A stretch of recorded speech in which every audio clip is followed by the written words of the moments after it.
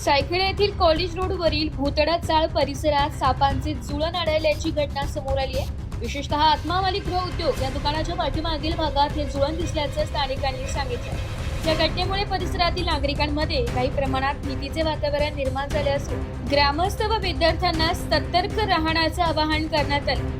उन्हाळ्याच्या दिवसांमध्ये साप सहसा हिरव्या झाडांमध्ये, झुडपांमध्ये किंवा ओलसर जागांमध्ये आश्रय घेतात। त्यामुळे अशा ठिकाणी वावरताना विशेष काळजी घेणे आवश्यक आहे। शेतामध्ये तसेच अडचणीच्या किंवा कमी वर्दळीच्या जागी काम करताना नागरिकांनी योग्य खबरदारी घ्यावी असेही आवाहन करण्यात आले। साप आढळल्यास त्याला इजा न करता तात्काळ वन विभाग किंवा संबंधित अधिकाऱ्यांना कळवावे असेही प्रशासनाकडून सांगण्यात आले। परिसरातील नागरिकांनी अफवांवर विश्वास न ठेवता सावधगिरी बाळगावी असे आवाहन करण्यात आले।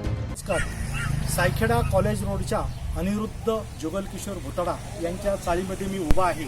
आज या ठिकाणी सकाळी 10:30 वाजता धामण या जातीच्या सरपंच प्रणय क्रीडा आपल्याला या ठिकाणी बघायला मिळाली। जुळण असं म्हणतात। उन्हाळ्याच्या दिवसामध्ये सहसा हे धामण जातीचे जे सर्प असतात ते आपल्या प्रणय क्रीडेसाठी रस्त्यावरती, मोकळ्या जागेवरती किंवा झाडाझुडपामध्ये येत असतात। या रस्त्यावरतून शाळेतील विद्यार्थ्यांची मोठ्या प्रमाणात ये-जा असते।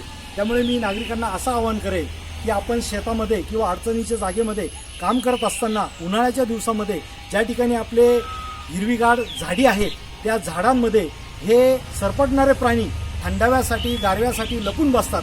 तरी या ठिकाणी जाताना विद्यार्थ्यांनी आणि ग्रामस्थांनी नेहमीच काळजी घ्यावी असं मी त्यांना या निमित्ताने त्यांना असं आवाहन करतो। ब्युरो रिपोर्ट, नाशिक लोकशाही न्यूज, नाशिक।